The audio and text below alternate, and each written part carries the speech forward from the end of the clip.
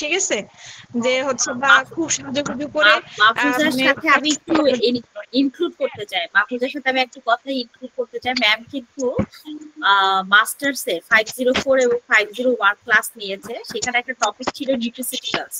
তো তখন ম্যাম একটা কথা বলেছিলেন, এই কথাটা হচ্ছে যে নিউট্রিশনিস্ট যদি প্রপারলি তাদের সাজেশনটা দেয় তাহলে ডাক্তারের চেয়েও বেটার রোল প্লে করতে পারে। তখন কয়েকজন স্টুডেন্ট বলেছিল যে এটা কিভাবে সম্ভব, এটা তো কেউ বলে না। মানে তখন ম্যাম বলছিল যে হ্যাঁ, ইন ফিউচারে তোমরা এটা রোল প্লে করতে পারো যদি তোমরা নিজেদেরকে এনরিচ করতে পারো। তো হোপফুলি স্টুডেন্ট অনেক আসছে, ওই জন্যই আমি বলতেছি যে এখন থেকে নিজেকে প্রিপেয়ার করতে হবে একদম। মানে হচ্ছে আমাদের যতগুলো বই আছে, ঠিক আছে, আর আমি এখানে সবাইকে রিকোয়েস্ট করব তোমরা নিজেরাও পড়ো এবং অন্যদেরকেও ইন্সপায়ার করো ম্যামের ক্লাসগুলো করার জন্য। এখানে আমি কিন্তু এই সংস্থার সঙ্গে কোনোভাবেই জড়িত নই, ঠিক আছে। তো হচ্ছে আমি জাস্ট আসছি এতটুকু বলার জন্য যে আমাদের যেন ফিউচার যারা নিউট্রিশনিস্ট এদের জন্য বেসিক ভালো হয়ে তৈরি হয়, যেন আমরা কোথাও ছোটদের জন্য না বড়দের জন্য না, আমরা যেন সবাই সবার জন্যই সব জায়গায় সম্মানিত হই। একজন ডাক্তার যেন বলতে পারে যে হ্যাঁ আমি ডায়েটিশিয়ানের সঙ্গে কাজ করছি, উনি খুবই ভালো ছিলেন, ঠিক আছে, ওনার কাছ থেকে ওনার ডায়েট দেখে যেন আমি যেখানে কাজ করতে যাব আমাকে উনি হচ্ছে সম্মান করে যে না ডায়েটিশিয়ানরা অনেক জানে, আমাদের মতোই অনেক জানে, ঠিক আছে। এতটুকু বলার জন্যই আমি আসছি এখানে মেইনলি, ঠিক আছে। আর ম্যাডামের ক্লাসটা আমি করি। Thank you so much. এটা আমি জানি যে বাকি যারা স্টুডেন্টরা আছে ওদের ভীষণভাবে ইন্সপায়ার করবে, কেন কি এটা একদম প্র্যাকটিক্যাল গ্রাউন্ড লেভেল থেকে ও এক্সপিরিয়েন্স করে মাহফুজের কথাগুলো বললো। Thank you. আর ডাক্তাররা যে ঠিকভাবে রেসপেক্টটা দেয় না সেটা সব জায়গায় ঘটে, শুধুমাত্র আমি বাংলাদেশ বা ঢাকা বলে বলছি না, প্রত্যেকটা জায়গায় ঘটে। আর সেটা এই কারণেই ঘটে কেন কি নিউট্রিশন সাবজেক্টটার মধ্যে যদি আমরা ঠিকভাবে দেখি পুরো ডাক্তারি যে জ্ঞানটা থাকে সেটা তো প্রয়োজন। এটা ছাড়াও ড্রাগ ইন্টারাকশন, নিউট্রিয়েন্টস গুলো কি দিয়ে তৈরি, কিভাবে রান্না করব, রান্না করার জন্য আমাকে জানতে হবে যে কত টেম্পারেচার, কত ফ্লেম, মানে সেখানে বায়োফিজিক্স বায়োকেমিস্ট্রি প্রপার কাজ করছে, মানে নলেজের আয়ত্তটা অনেকটাই বড়। তো সেটা যদি আমরা ঠিকভাবে একটু বুঝতে পারি, নিজেকে একটু প্রিপেয়ার করতে পারি, যখন তোমরা নিজেদেরকে এখন বাডিং স্টেজ যদি একটু তৈরি করে নিতে পারো, তাহলে ইন ফিউচার তোমরা দেখবে যে কাজটা যেটা তোমরা করতে চাইছো সেটা কতটা ভালোভাবে করতে পারছো উইথ রেসপেক্ট। তো আই এম রিয়েলি থ্যাঙ্কফুল। আমি যেটা বলবো যে হচ্ছে ডায়েটিশিয়ান বলতে আমরা ইন ফিউচারে শুধু লোগো লাগানোর জন্য আমরা ডায়েটিশিয়ান হব না, আমাদের বেসিকটা এমন ভাবে তৈরি হতে হবে যেন আমরা হচ্ছে ফিজিওলজি, এটা আমাদের নলেজ যেন অনেক ভালো থাকে, বায়োকেমিস্ট্রির নলেজ যেন ভালো থাকে। এখন যদি ফিজিওলজি এবং বায়োকেমিস্ট্রি, তারপর এটার পাশাপাশি আমাদের যে অন্যান্য যে টপিকস গুলো আছে এগুলো প্রত্যেকটার বেসিক যদি ভালো থাকে তাহলে আমরা হচ্ছে ইন ফিউচার অনেক ভালো কাজ করতে পারবো এবং সবার জন্য আমার সেই শুভকামনা থাকবে। Thank you. তাহলে আমরা ঠিক এই উদ্দেশ্য নিয়ে আজকের ডিসকাশনটা শুরু করি। আমি নিজের একটু ছোট করে ইন্ট্রোডাকশনটা দিই। তো বেসিক্যালি আমি নিউট্রিশনাল বায়োকেমিস্ট্রির ফ্যাকাল্টি, আর আমি নিউট্রি বায়োকেমের ফাউন্ডার। আমি অনেকগুলো ন্যাশনাল ইন্টারন্যাশনাল অর্গানাইজেশনে অ্যাজ এ স্পিকার কাজ করি, আমার নিজের একটা ফাউন্ডেশন আছে। আইপিএন কলকাতা চ্যাপ্টার আমি মেম্বার আর স্পিকার। আর এটা ছাড়াও আমার বিভিন্ন সেমিনার্স, ওয়েবিনার্স আর সায়েন্টিফিক রিসার্চ পেপারে কন্ট্রিবিউশন আছে। তো আজকে যেটা বলছিলাম যে কেন আমরা বায়োকেমিস্ট্রিটাকে পড়বো বা কিভাবে এটাকে আমরা পড়বো যাতে এটা পরে গিয়ে আমাদের কাজে লাগে। বিষয়টা কি হয় যে যখন পড়াকালীন কলেজে বা ইউনিভার্সিটিতে যে কোনো সাবজেক্ট যে কোনো পেপারে পড়ি তখন মাথায় একটা জিনিস যেন কাজ করে যে কি করে নাম্বারটা স্কোর করবো, প্রিভিয়াস ইয়ারে কি পেপার এসেছিল, এই বছর মনে হয় এই টপিকটা ইম্পর্টেন্ট, এই জিনিসগুলো মাথায় কাজ করে। ঠিক আছে, ভালো কথা, কিন্তু এটা কিন্তু আমাদের বুঝতে হবে যে এই যে পড়ে তোমরা পাস আউট হয়ে বেরিয়ে যাবে না, যখন নেক্সট তোমরা প্র্যাকটিসে গিয়ে পৌঁছাবে, যখন তোমরা কাজের ক্ষেত্রে গিয়ে পৌঁছাবে আজকে থেকে হয়তো 4-5 বছর পরে, তখন তোমরা বুঝবে যে ঠিক কোন জায়গাটায় ঘাটতি থেকে গেছে। সেই সময় তোমাদের হয়তো রিয়েলাইজেশনটা হবে যে কাজ করার প্রত্যেকটা ক্ষেত্রে কিভাবে এই কনসেপ্টস গুলো তোমাদের প্রয়োজন পড়ছে। তাহলে এটা আমি কয়েকটা ছোট সিম্পল এক্সাম্পল যেটা আমরা সবসময় ডে টু ডে লাইফে করি বা জানি সেগুলোর মাধ্যমে একটু তোমাদের সামনে তুলে ধরতে চাই। যেরকম এখানে একটা আমরা ফটো দেখছি, তাই তো? কি দেখতে পাচ্ছি? চায়ের সাথে কি মেশানো হচ্ছে? এটা চায়ের মধ্যে সবাই যেটা অনেক সময় করে থাকি বা বলেও থাকি, হানি, হানি, একদম। তো আমরা কি জানি সকালে লেবু জল মধু দিয়ে খেলে কি হয়? কাদেরকে বলা হয় এটা? সকালে আপনি লেবু জল খেতে পারেন, মধু দিয়ে খাবেন ওজন কমানোর জন্য। চিনি খাবেন না, কি খাবেন? মধু খাবেন, তাই তো? এবার এই জিনিসটা অনেক সময় অনেকে নিজেরাও করে, অনেক সময় বিভিন্ন সোশ্যাল মিডিয়া অনেকের কথা শুনেও করে, আবার দেখা গেছে যে কিছু ডায়েটিশিয়ানসরাও কিন্তু এটা বলে থাকে। এবার ঘটনাটা হলো যে অ্যাজ পার সায়েন্স যদি আমরা একটু বুঝি যে সুগার, চিনি এগুলো আসলে কি, তাহলে দেখবো যে এগুলো খুব কাছাকাছি জিনিস। যেরকম যদি আমি হানির কথাটাই বলি, আচ্ছা আমরা কি একটু ভেবে বলতে পারি যে হানিতে ঠিক কি ধরনের সুগার থাকে? হানিতে কি গ্লুকোজ থাকে? না, ফ্রুক্টোজ। ফারজানা, ফ্রুক্টোজ থাকে। ওকে, থ্যাংক ইউ। আর চিনি যেটা আমরা খেয়ে থাকি সেটাই কি থাকে? সেটা গ্লুকোজ। চিনিতে কি গ্লুকোজ থাকে? শুধু চিনি হচ্ছে সুক্রোজ। চিনি হচ্ছে সুক্রোজ, তাই না? এবার সবাই কিন্তু এই বেসিক জিনিসটা আমরা জানি যে সুক্রোজ বলতে হচ্ছে দুটো জিনিস ওর মধ্যে পাবো, একটা হচ্ছে গ্লুকোজ আর একটা হচ্ছে ফ্রুক্টোজ। তাহলে বলতে পারি যে হানি হচ্ছে মেজরলি ফ্রুক্টোজ ক্যারি করে, আর চিনি বা সুগারের মধ্যে অর্ধেকটা গ্লুকোজ আর অর্ধেকটা হচ্ছে ফ্রুক্টোজ, ঠিক? আচ্ছা, এবার বিষয়টা হলো যে যদি আমরা একটা কম্প্যারিজন করি গ্লুকোজ, ফ্রুক্টোজ আর সুক্রোজ মানে চিনির মধ্যে, তাহলে আমরা কি দেখতে পাচ্ছি যে গ্লুকোজ আমরা জানি যে আমাদের এনার্জি সোর্স। তাহলে আমরা জানি যে যেগুলো আমরা ক্যালোরি ক্যালকুলেশন করে থাকি বা কত পরিমাণ কার্বোহাইড্রেটস খাচ্ছি, এগুলো সব কিন্তু গ্লুকোজ রিলেটেড আমরা স্টাডিটা করি। ডায়াবেটিক পেশেন্টের জন্য সবসময় গ্লুকোজটাকেই মাপ, তাই না? ফ্রুক্টোজ ঠিক গ্লুকোজের মতনই একটা মনোস্যাকারাইড, কিন্তু যদি আমরা কম্পেয়ার করি আমরা দেখব যে গ্লুকোজের থেকে ফ্রুক্টোজ কিন্তু অনেকটা বেশি ক্ষতিকারক। তার কারণটা কি? কারণটা হলো যে গ্লুকোজের মেইন কাজ হয় বা মেইন উদ্দেশ্য থাকে আমাদের শরীরে এনার্জি প্রোভাইড করা। যদি ভেবে নিচ্ছি যে এনার্জি আর প্রয়োজন নেই, তখন গ্লুকোজটা কিন্তু ফ্যাটে কনভার্ট হয়। সেই জায়গায় দাঁড়িয়ে যদি আমি ফ্রুক্টোজের কথা বলি, তাহলে দেখা যাচ্ছে যে ফ্রুক্টোজের মেজর টেন্ডেন্সি থাকে অ্যাডিপোসাইটসে কনভার্ট হওয়ার, ফ্যাটে কনভার্ট হওয়ার রাদার দেন গ্লুকোজ।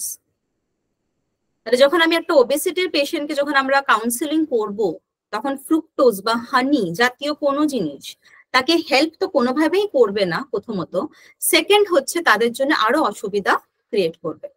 এটা শুধুমাত্র যে ওবেসিটি পেশেন্টের জন্য ভ্যালিড তা না, যারা ডায়াবেটিক পেশেন্ট, যাদের হচ্ছে ফ্যাটি লিভার আছে বা যাদের মধ্যে আমরা দেখতে পাচ্ছি যে হয়তো প্যানক্রিয়াটিক কোনো ইস্যু আছে, সবার ক্ষেত্রেই কিন্তু ঘটনাটা সেম। এটা ছাড়াও আরেকটা জিনিস যেটা খুব ইম্পর্টেন্ট জানা, সেটা হচ্ছে uric acid. Uric acid patients এর জন্যও কিন্তু ফ্রুক্টোজ বারণ করা উচিত। আমরা সবসময় ইউরিক অ্যাসিডের কথা যখনই বলে থাকি আমরা কি বলি? প্রোটিন কম খাবেন, ডাল কম খান, মাছ কম খান, এই কথাগুলো বলি। কিন্তু যদি আমি কম্পেয়ার করি যে কোন খাবারটা খেলে বেশি ইউরিক অ্যাসিড তৈরি হয়, তাহলে আমরা দেখবো যে ফ্রুক্টোজ হচ্ছে একটা এমন খাবার যার থেকে ইউরিক অ্যাসিড ফর্মেশনটা অনেক ফাস্ট আর অনেক বেশি পরিমাণ হতে পারে রাদার দেন প্রোটিন সোর্সেস। তাহলে এটা কিন্তু আমরা দেখলাম যে কাজের ক্ষেত্রে এই মলিকিউলার অ্যানালাইসিসটা জানাটা কিন্তু প্রয়োজন, না হলে কিন্তু আমরা একটা পেশেন্টকে কাউন্সিল করতে পারবো না। আর দুঃখের বিষয়টা হচ্ছে এই জিনিসগুলো কিন্তু টেক্সটে ঠিক এইভাবে রিপ্রেজেন্ট করা থাকে না। আর সেই কারণেই অনেক সময় দেখা যায় যে ডায়েটিশিয়ানসরা কনফিউজ হয়ে যায়, তারা ভাবে যে ঠিক আছে আমি তো ফ্রুক্টোজ দিচ্ছি, ফ্রুক্টোজের তো জিআই ভ্যালু কম, তাই না? আমি আশা করি সবাই এখানে আমরা জিআই জানি, গ্লাইসেমিক ইন্ডেক্সের কথা জানি। তো গ্লাইসেমিক ইন্ডেক্স যদি কম হয় তাহলে সেটাকে আমরা ফেভার করি, ফ্রুক্টোজেরও তাই।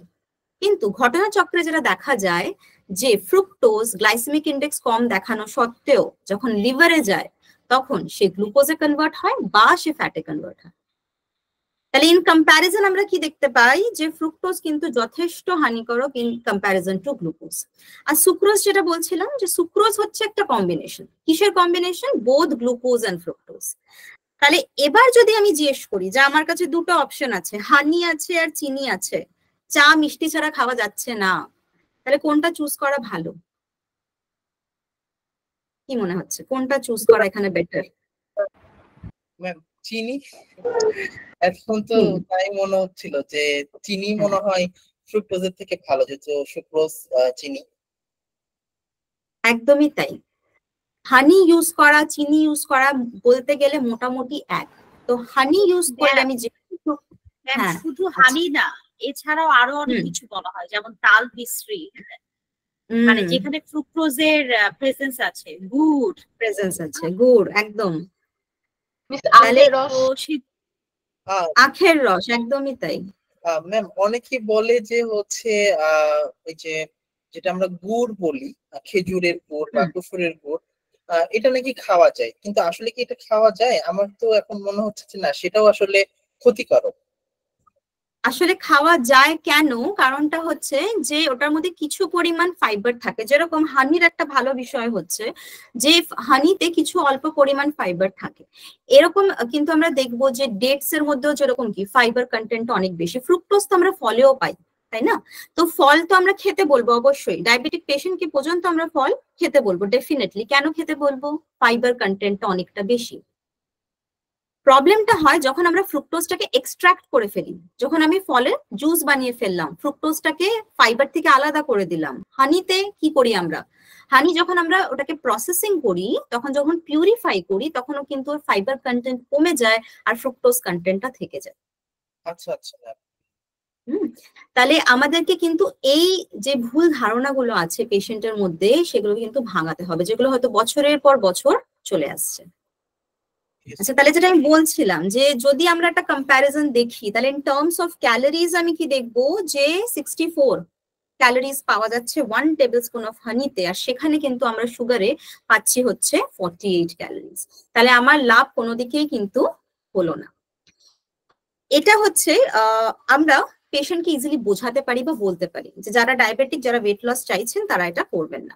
এটা ছাড়া আমরা বায়োকেমিস্ট্রির মাধ্যমে আর কি কি জিনিস বুঝতে পারি? এখানে এই ডায়াগ্রামটাতে আমরা দুটো জিনিস দেখতে পাচ্ছি। কি এটা? এটা হচ্ছে গ্লুট। গ্লুট মানে হচ্ছে গ্লুকোজ ট্রান্সপোর্টার। মানে গ্লুকোজ যখন কোথাও আসে বা কোথাও কোথাও থেকে যখন বেরোয়, তখন তার একটা ট্রান্সপোর্টারের প্রয়োজন থাকে, যাদেরকে আমরা বলে থাকি গ্লুট। এবার এই গ্লুটটা এক একটা সুগার মলিকিউলের জন্য এক এক ধরনের হয়। যেরকম গ্লুকোজ একটা হচ্ছে গ্লুট 2, সবাই দেখতে পাচ্ছি। ফ্রুক্টোজ একটা হচ্ছে গ্লুট 5, তাই না? দেখতে মনে হচ্ছে দুটো একই রকম, কিন্তু এরা কিন্তু কাজের ক্ষেত্রে আলাদা। কিভাবে আলাদা? গ্লুকোজ যখন আমাদের শরীরে ঢোকে, আমাদের অ্যাবজর্পশন যখন হয় আমাদের বডিতে গ্লুকোজ ট্রান্সপোর্টারের মাধ্যমে, তখন আমাদের বডি ওই গ্লুকোজ ট্রান্সপোর্টারটাকে খুলে দিতে পারে বা বন্ধ করে দিতে পারে। মানে যদি আমি ধরে নিই যে গ্লুকোজ ট্রান্সপোর্টারটা আসলে একটা গেটের মতন জিনিস, তাহলে আমাদের বডি কি করবে? হরমোনাল রেগুলেশনের মাধ্যমে গেটটাকে লক করে দেবে, বা হতে পারে গেটটাকে খুলে দেবে। তাহলে বডির কাছে একটা অপশন আছে যে আমি কতটা গ্লুকোজ নেব, কতটা গ্লুকোজ নেব না, কিভাবে গ্লুটটাকে খুলে বা বন্ধ করে। কিন্তু যদি আমাদের শরীরে ফ্রুক্টোজ থাকে, ফ্রুক্টোজ যেই গ্লুকোজ ট্রান্সপোর্টার দিয়ে আমাদের শরীরে ঢোকে, গ্লুট 5, এই গ্লুটটাকে কন্ট্রোল করা যায় না। বডির হরমোনস, বডির মেটাবলিজম একে কমাতে বা বাড়াতে পারে না। তাতে কি হয়? এই গেটটা, যদি এটাকে আমি একটা গেট ভেবে নিই, তাহলে এই গেটটা সবসময় খোলা থাকে, দরজাটা সবসময় খোলা থাকে। তাতে দেখা যাচ্ছে যে আমরা যেই পরিমাণ ফ্রুক্টোজটা খাচ্ছি, পুরোটাই শরীরে আমাদের এন্টার হচ্ছে, আমাদের লিভারের কাছে গিয়ে পৌঁছাচ্ছে, যেটা গ্লুকোজের ক্ষেত্রে হয় না।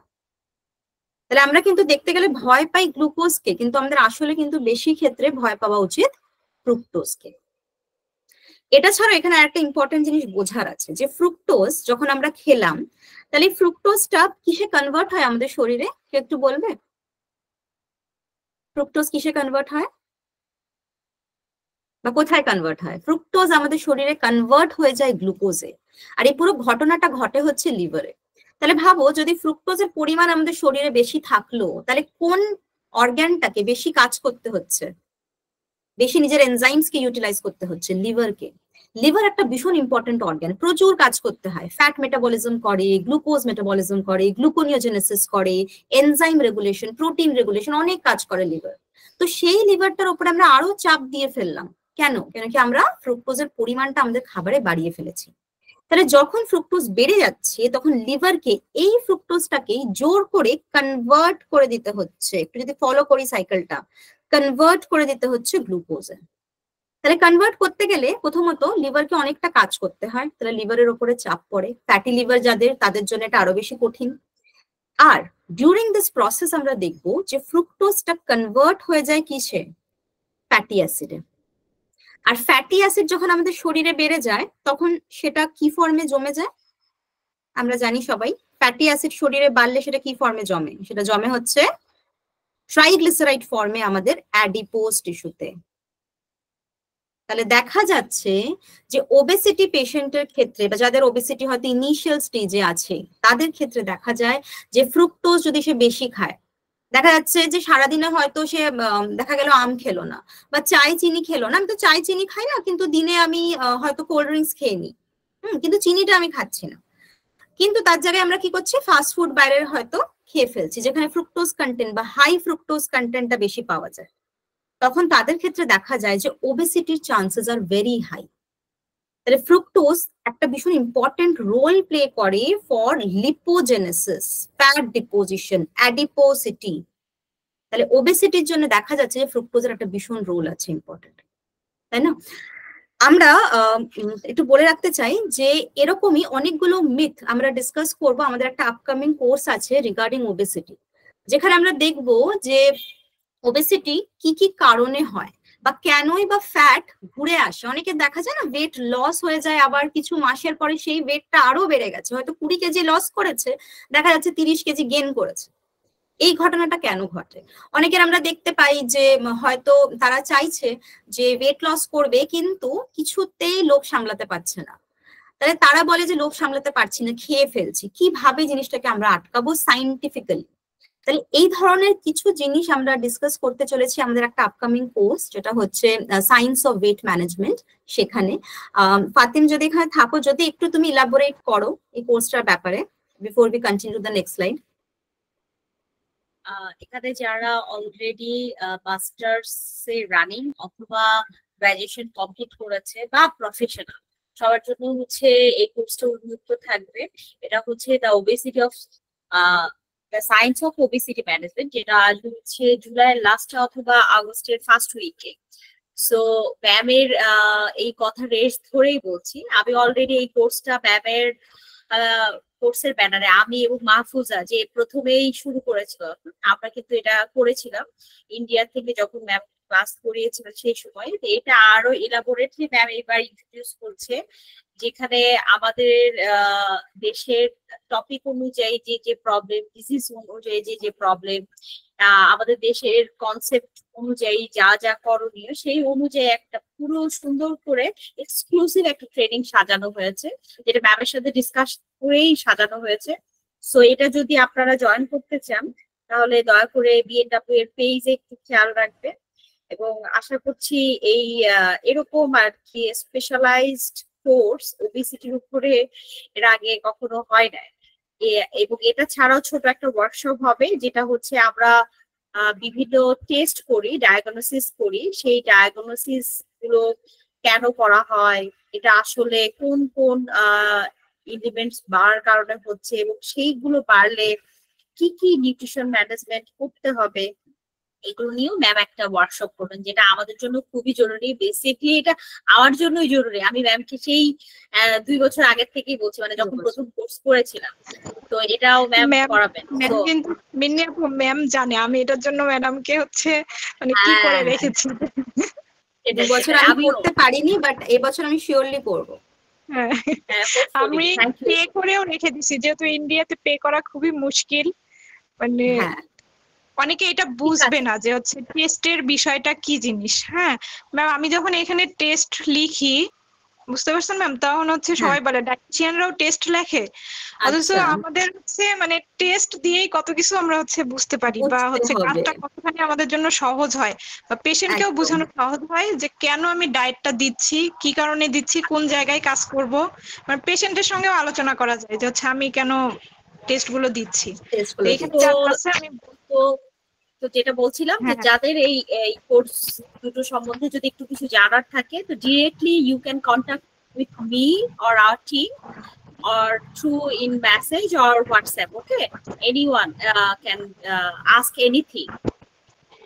Okay ma'am, আপনি কন্টিনিউ করবেন। আচ্ছা, তাহলে এই আগের যে এক্সাম্পলটা ছিল সেটা ছিল সুগারের ওপরে, ফ্রুক্টোজের ওপরে, যেটা আমরা সবসময় ডে টু ডে লাইফে দেখে থাকি। আরেকটা ভীষণ কমন এক্সাম্পল এখানে আমি দেখাতে চলেছি, ভিটামিন ই ক্যাপসুল। আমরা অনেকেই অনেক সময় নিই, তাই না? কি কি লাভ আছে ভিটামিন ই এর? বা কখন আমরা নিজেরাই নিই বা অনেককে বলি যে কেন ভিটামিন ই এর ক্যাপসুল তো মার্কেটে পাওয়া যায়, খেলেই হয়, কখন বলে থাকে এটা ভিটামিন ই এর প্রয়োজন কখন পড়ে? ম্যাম, যখন দেখা যায় যে কারো প্রচুর হেয়ার লস হয়, তখন আমরা সাধারণত আশেপাশ থেকে শুনি যে ভিটামিন ই ক্যাপসুল খেতে বা চুলে মাখতে, এতে করে নাকি চুলের হেলথ নাকি ভালো হয়। আচ্ছা, আর কেউ কি একটু বলতে পারবে যে আসলে ভিটামিন ইটা কি? মানে অবভিয়াসলি এটা একটা ভিটামিন, বাট এটার কাজটা কি? Antioxidant ma'am. Antioxidants, thank you ফাতেম। তাহলে ভিটামিন ই আমরা অনেক সময় স্কিনের জন্য ভালো বলি, বা অনেক সময় দেখা যায় যে যদি হেয়ার ফল হয় বা ইনফ্যাক্ট ইনফার্টিলিটির জন্য আমরা ভিটামিন ই বলে থাকি, বা কিছুই না, অ্যাজ আ অ্যান্টিঅক্সিডেন্ট, শরীরে যাতে আমাদের অক্সিডেশন প্রসেসটা কমে, আমাদের সেলস গুলো যাতে হেলদি থাকতে পারে, যাতে ইয়াং থাকতে পারে, সুস্থ থাকতে পারে, সেই জন্য কিন্তু আমরা ভিটামিন ই বলে থাকি। এবার বিষয়টা হলো যেরকম একটু আগেই আমাদের একটা এক্সাম্পল দিল যে যদি হেয়ার ফল হয় তখন দেখা যায় ভিটামিন ই খেতে বলা হচ্ছে। এবার অবভিয়াসলি আমরা কি করব, মার্কেট থেকে ভিটামিন ই ক্যাপসুলটা কিনে খেয়ে নেব। কিন্তু বিষয়টা হলো এই যে ভিটামিন ইটা আমরা কনজিউম করলাম, এই ভিটামিন ইটা কি বললাম কিভাবে কাজ করে? As a antioxidant. কেন? কেন কি অ্যান্টিঅক্সিডেন্টস না থাকার কারণেই কিন্তু আমাদের বিভিন্ন সেলস ড্যামেজ হয়। প্রথমত আমরা স্কিন সেলস বা হেয়ার ফলিকলের মধ্যে ড্যামেজটা দেখতে পাই, যার জন্য আমরা দেখি স্কিন খারাপ হচ্ছে বা হেয়ার ফলিকল খারাপ হচ্ছে। অনেক সময় দেখা যায় যে আমাদের যেগুলো স্টেরয়েডাল হরমোনস, যেরকম ওভারির সেলস গুলো হয়তো ঠিকভাবে ম্যাচিওর হচ্ছে না, কেন? তাদের ভিটামিন ই ডেফিসিয়েন্সি আছে। তো সেই কারণে ভিটামিন ই দেওয়া হয়, যাতে ভিটামিন ই এই ফ্রি র্যাডিক্যালস যেগুলো অক্সিডেন্ট আমাদের শরীরে ঘুরে বেড়ায়, যারা আমাদের সেলস গুলোকে ড্যামেজ করে, এই ফ্রি র্যাডিক্যালস বা অক্সিডেন্টস গুলোকে আমরা সরাতে পারি। তার মানে এটা একটা ভীষণই পরিচিত, ভীষণই প্রিয় সবার একটা অ্যান্টিঅক্সিডেন্ট, তাই তো? কিন্তু ঘটনাটা হলো যে ভিটামিন ই যদি আমরা শুধু খাই, শুধু যদি ভিটামিন ই ট্যাবলেট আমরা কনজিউম করি, তাহলে সেই ভিটামিন ইটা কিন্তু আমাদের শরীরে কিছুক্ষণের মধ্যেই খরচা হয়ে যাবে। আর আমাদের শরীরে তো হাজার হাজার সেলস আছে, তাই না? প্রত্যেকটা সেলে ভিটামিন ইটাকে চাইবে, কেন? কেন কি এই অ্যান্টিঅক্সিডেন্টটাকে আমাদের সেলস গুলো ইউজ করবে নিজেদেরকে সুস্থ রাখার জন্য। তো যেই ভিটামিন ই ট্যাবলেটটা আমরা খেলাম বা ক্যাপসুলটা খেলাম, কিছুক্ষণের মধ্যে কিন্তু এটা ইউজড আপ হয়ে যায়, এটা খরচা হয়ে যায়। মানে কিভাবে খরচা হয়? ভিটামিন ই কি করবে, ফ্রি র্যাডিক্যালের ইলেকট্রনটাকে নিয়ে নেয়। আমরা সবাই আশা করি এই জিনিসটুকু জানি যে অক্সিডেটিভ স্ট্রেস, ফ্রি র্যাডিক্যাল, এই কথাগুলোর মানেই হচ্ছে ফ্রি ইলেকট্রন, যেগুলো আশেপাশে ঘুরে বেড়ায় আমাদের বডির ভেতরে। তারা তৈরি হয় কি করে? তারা তৈরি হয় স্ট্রেসের জন্য, ইউভি রেডিয়েশনের জন্য, বিভিন্ন কেমিক্যাল এক্সপোজারের জন্য, অনেক সময় ভাজা পোড়া খাওয়ার জন্য। আর এরাই দেখা যায় যে মেইন কারণ অনেক রোগের, যেরকম অ্যাথেরোস্ক্লেরোসিস, ডায়াবেটিস বা ফ্যাটি লিভার, এদের ক্ষেত্রে, ইনফ্যাক্ট ওবেসিটি, তো এদের ক্ষেত্রে দেখা যায় যে ফ্রি র্যাডিক্যালস গুলো হচ্ছে মেইন কারণ। তো ভিটামিন ই এর কাজটা ছিল এই ইলেকট্রন বা এই ফ্রি র্যাডিক্যাল গুলোকে লক করে দেওয়া, আটকে নেওয়া। কিন্তু যখন ভিটামিন ই এদেরকে লক করে, তখন ভিটামিন ই নিজে ড্যামেজ হয়ে যায়, নিজে তার স্ট্রাকচারটাকে চেঞ্জ করে ফেলে। তাহলে কি হলো? আমি যেই ভিটামিন ই খেলাম সেমনি কিন্তু ভিটামিন নিজের স্ট্রাকচারটাকে চেঞ্জ করে ফেললো। তার মানে এখন এই মুহূর্তে ভিটামিন ইটা আর কাজ করতে পারবে না। তাহলে যদি আমি চাইছি যে এই ভিটামিন ইটা আমাদের শরীরে আবার কাজ করুক, আবার আরেকটা ফ্রি র্যাডিক্যালকে ধরুক, আরেকটা ইলেকট্রনকে ধরুক, তখন কিন্তু প্রয়োজন পড়বে ভিটামিন সি এর। ভিটামিন সি এর কাজই হচ্ছে ভিটামিন ইটাকে রিসাইকেল করার আমাদের শরীরে। তো আমরা যেটা করে থাকি, আমরা কিন্তু ভিটামিন ই ট্যাবলেটটা খাই, কিন্তু আমরা তার সাথে ভিটামিন সি ট্যাবলেটটা খাই না, বা ভিটামিন সি এর জন্য আমরা আলাদা করে কোনো সাপ্লিমেন্টেশন নিই না। তাতে দেখা যায় যে ভিটামিন ই খাওয়ার পরেও হয়তো রেজাল্টটা আমরা অ্যাপ্রোপ্রিয়েট পাচ্ছি না, বা যতটা রেজাল্ট পাওয়ার কথা ছিল অতটা ভালো আমরা রেজাল্ট দেখতে পাচ্ছি না। তার কারণটা হচ্ছে ভিটামিন ইটা আমরা খাচ্ছি ঠিকই, কিন্তু আমাদের বডি ওটাকে ইউজ করতে পারছে না, ওটাকে রিসাইকেল করতে পারছে না। তাহলে এই বিষয়টাকে কিন্তু বলা হয় সিনার্জিক এফেক্ট। কার? ভিটামিনের। এটা শুধুমাত্র এখানে আমি ভিটামিন ই আর সি এর কথাটা বললাম। এরকম দেখা যাচ্ছে যে বি ভিটামিনস এর ক্ষেত্রে কিন্তু সিনার্জিক এফেক্টটা ভীষণ ভাবে কাজ করে। আমরা বলি, ও আচ্ছা, তোমার তো নিয়াসিন ডেফিসিয়েন্সি হচ্ছে, আচ্ছা ঠিক আছে, রক্ত কম আছে, ফলিক অ্যাসিড খেয়ে নাও, B12 খেয়ে নাও। কিন্তু এই ভিটামিন গুলো কখনোই একা কাজ করে না। তাহলে কোন ভিটামিন কার সাথে কিভাবে কাজ করে এটা বোঝাটা কিন্তু ভীষণ প্রয়োজন। না হলে আমরা যতই ভিটামিন আমরা দিই বা যতই আমরা মিনারেলস দিই, আমরা কখনোই তার রেজাল্টটা আমাদের শরীরে দেখতে পারবো না। তাহলে আশা করি এখান থেকে অন্তত আমরা এইটুকু বুঝতে পারলাম আজকের দিনে যে ভিটামিন ই খেলে পরে তাকে রিসাইকেল করার জন্য কার প্রয়োজন পড়বে? ভিটামিন সি এর, তাই তো? কিন্তু যদি শুধু ভিটামিন সি খাই তাহলে ভিটামিন সি নিজেকে নিজেই রিসাইকেল করতে পারে, তার জন্য কিন্তু ভিটামিন ই এর প্রয়োজন পড়ে না। কিন্তু ভিটামিন ই কে রেগুলেট করার জন্য, রান করানোর জন্য ভিটামিন সি এর প্রয়োজন পড়ে। এই জন্য নেক্সট টাইম থেকে যখনই কাউকে ভিটামিন ই এর খেতে বলা হবে বা সাজেস্ট করবে, অলওয়েজ প্লিজ রিমেম্বার যে তার সাথে ভিটামিন সি এর থাকাটা ভীষণ প্রয়োজন। এগুলো ছোট ছোট কিছু ভুল যেগুলো আমরা করে থাকি, কেন কি আমাদের নিজেদেরই কনসেপ্টটা ক্লিয়ার নেই যে ভিটামিনটা আদেও কিভাবে শরীরে কাজ করে, আদেও কেন এটা আমি পেশেন্টকে রিকমেন্ড করব। তাহলে আমাদের কিন্তু এই জিনিসগুলো কি ক্লিয়ার রাখতে হবে, এটাই একটা ডায়েটিশিয়ানের মেন কাজ। এতটা ক্যালোরি খাবেন, এতটা খাবেন না, এখন তো মার্কেটে অ্যাপও বেরিয়ে গেছে, ডায়েটিশিয়ানের কাছে লোকে আসবে কেন? অ্যাপে তারা দেখে নেবে যে এই খাবারটা খেলে আমি এত ক্যালোরি পাচ্ছি বা আমার বডিতে এত ফ্যাট পার্সেন্টেজ আছে, আমাকে অ্যাপ বলে দেবে। তাহলে আমি ডায়েটিশিয়ানের কাছে কেন যাব? ডায়েটিশিয়ানের কাছে আমি তখনই যাব যখন ডায়েটিশিয়ান নিজের নলেজ দিয়ে আমাকে বলবে যে শুধুমাত্র এটা খেলে হবে না, এটাকে এইভাবে খেতে হবে, এই সময় খেতে হবে, এতটা পরিমাণে খেতে হবে, তাই না? তাহলে এটা কিন্তু আমাদের বুঝতে হবে যে ডায়েটিশিয়ানের কাজটাকে বোঝার জন্য, জানার জন্য তার সায়েন্সটাকে জানাটা ভীষণ প্রয়োজন। আচ্ছা, কেউ কি কিছু বলবে? আর কি কিছু বলতে চাইছো? ওকে, তাহলে এখানে তো আমরা দেখলাম যে ডে টু ডে লাইফে আমরা কিভাবে, মানে ছোটখাটো যখন আমরা টিপস দিই বা কাউকে হয়তো কাউন্সিলিং করি তখন কিভাবে কাজে লাগে। এটা ছাড়াও যখন প্র্যাকটিসিং এ দেখা যায় যে একটু আগে যেটা মাহফুজাও বললো, ফাতিমও বললো, যে তারা যখন পেশেন্ট ডিলিং করে তখন তারা কি কি পরিস্থিতির মধ্যে পড়ে। যেরকম ভেবে নি যে যারা এখন পড়ছো ইউনিভার্সিটিতে বা কলেজে, আজকে থেকে কিছু বছর পরে তোমরা হয়তো কোনো ক্লিনিকে বসবে বা হয়তো কোনো হসপিটালে জয়েন করবে বা নিজেদেরই হয়তো একটা সেন্টার খুললে, হ্যাঁ, ডায়েটেটিক্স কনসালটেন্সির একটা সেন্টার খুললে। এবার ডায়েটিশিয়ানস এর কাছে কি আসে? ডায়েটিশিয়ানদের কাছে পেশেন্টরা আসে ঠিকই, কিন্তু তারা আসে হচ্ছে সবসময় একটা প্রেসক্রিপশন নিয়ে, যেখানে আমরা দেখতে পাবো যে ডাক্তার একটা রোগ মেনশন করে দেবে, হয়তো লেখা আছে পিসিওএস আছে, বা দেখা যাবে যে বলছে যে পেশেন্টটার ওয়েট লস করাতে হবে যাতে তার নেক্সট প্রেগন্যান্সি আছে, ফার্টিলিটি ইস্যুস, ওয়েট লস করানোর জন্য ডাক্তার পাঠিয়েছে, তাকে রিকমেন্ড করেছে, বা সে হয়তো নিজেই এসছে, হয়তো এমনি র্যান্ডম ব্লাড টেস্ট করিয়েছে, হেলথ চেক আপ করিয়েছে, করে দেখছে যে ও বাবা এত কয়েকটা জিনিস ঠিক নেই, কি করবো, যাই ডায়েটিশিয়ানকে দেখিয়ে আসি একবার। তাহলে তুমি যখন ওখানে বসবে ওই পার্টিকুলার চেম্বারটাতে, তুমি হাতে পাবে কিন্তু রিপোর্ট। তাহলে একটা পেশেন্টের ঠিক কোন কোন জায়গায় কি কি ঘাটতি বা তাকে আমি কিভাবে হ্যান্ডেল করব সেটাকে জানার জন্য, বোঝার জন্য প্রথমে ব্লাড রিপোর্ট বোঝাটা ভীষণ ইম্পর্টেন্ট।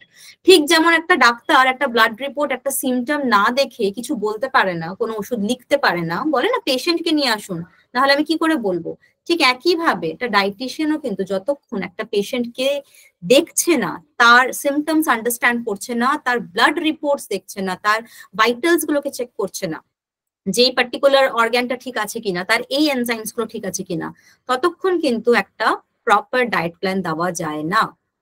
যেরকম যদি আমি পিসিওএস এর কথাই বলি, দেখা যায় যে ডাক্তার লিখে দিয়েছে পিসিওএস আছে, সে আসলো, এবার পিসিওএস অনেক কারণে হতে পারে। পিসিওএস কিন্তু ইনসুলিন রেজিস্ট্যান্সের জন্য হতে পারে। পিসিওএস দেখা যায় যে অ্যান্ড্রোজেন লেভেল বা টেস্টোস্টেরন লেভেল বেড়ে গেলে হয়, প্রোল্যাকটিন বেড়ে গেলে হয়, অনেক সময় দেখা যায় যে লিভার ঠিক না থাকলে এসএইচবিজি বেড়ে গেলে হয়। তাহলে যখন রিপোর্টটা হাতে পাবে তুমি দেখতে পাবে যে এর মধ্যে হয়তো কোনো একটা ভ্যালু কম বেশি।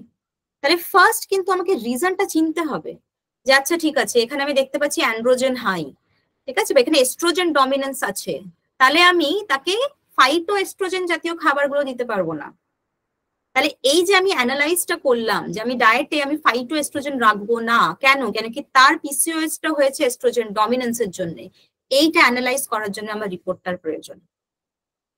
কেউ হয়তো আসছে আমার অ্যানিমিয়া হয়েছে, এবার দেখা যাচ্ছে তার আয়রন লেভেল ঠিক আছে, আয়রন টেস্ট করিয়েছে, তার ফেরেটিন টেস্ট করিয়েছে, কিন্তু তার শরীরে অ্যানিমিয়া হচ্ছে।